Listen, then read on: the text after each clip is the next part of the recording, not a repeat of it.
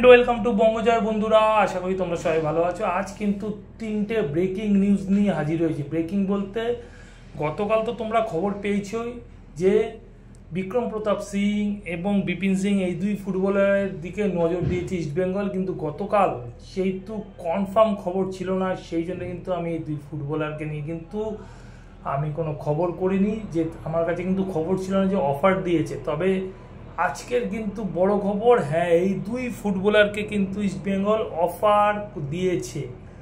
Mumbai city এফসির এই দুই উইঙ্গার বিপিন সিং 30 বছর বয়সী ফুটবলার এবং বিক্রম প্রতাপ সিং 23 বছর বয়সী এই ফুটবলারকে কিন্তু অফার দিয়েছে এবং ইস্টবেঙ্গল চাইছে নিজেদের যে দুটো উইং আছে এই দুটো উইংকে আরও বেশি করে শক্তিশালী করতে। তো সেই জন্য তারা কিন্তু মুম্বাই সিটি এফসির এই দুই ফুটবলারকে অফার দিয়েছে। তো এখন দেখার যে আগামী দিনে এই দুই ফুটবলারের মধ্যে কেউ আসে কিনা বা কাকে পাওয়া যায় সেটা কিন্তু দেখতে হবে। তবে এই দুই ফুটবলারকে যদি আগামী দিন ইস্টবেঙ্গল নিজেদের দলে সই করাতে পারে তবে কিন্তু ইস্টবেঙ্গলের জন্য খুব ভালো সই হতে পারে। বিশেষ করে বিক্রম প্রতাপ সিং কিন্তু ভারতের একজন দারুণ প্রতিশ্রুতিমান ফুটবলার, আর এই ফুটবলারটি যদি আগামী দিন ইস্টবেঙ্গলে আসে ইস্টবেঙ্গলের জন্য কিন্তু অ্যাসেট হতে পারে।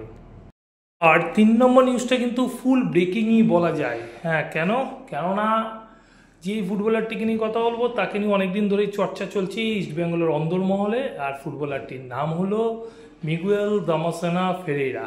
এই ফুটবলারটা কিন্তু গত মরশুমে খেলেছিলেন বাংলাদেশের বসুন্ধরা কিংসে এবং এই মুহূর্তে ফ্রি ফুটবলার এবং অনেকদিন ধরে কিন্তু খবর পাওয়া যাচ্ছিল মিগুয়েল দামাসেনা ফিগুয়েরা কিন্তু আসতে পারে ইস্টবেঙ্গলে। আর এই মুহূর্তের কিন্তু সবথেকে বড় খবর, ফুটবলারটির সাথে নাকি ইস্টবেঙ্গলের চূড়ান্ত কথাবার্তা প্রায় সম্পন্ন হয়ে গেছে এবং আসন্ন মরশুমে ইস্টবেঙ্গলের প্রথম বিদেশি হিসাবে যদি কেউ সই করে সেটা হতে চলেছে কিন্তু মিগুয়েল দামাসেনা ফিগুয়েরা।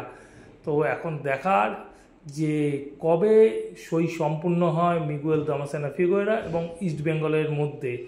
তবে মিগুয়েল কিন্তু ইস্টবেঙ্গলে এসে ইস্টবেঙ্গলের মাঠে কিন্তু যথেষ্ট শক্তিশালী হবে বলে কিন্তু আশা করা যাচ্ছে। তো যাই হোক বন্ধুরা, এখনকার মতন এই পর্যন্ত। নতুন খবর নিয়ে হাজির হবো তোমাদের কাছে পরের ভিডিওতে।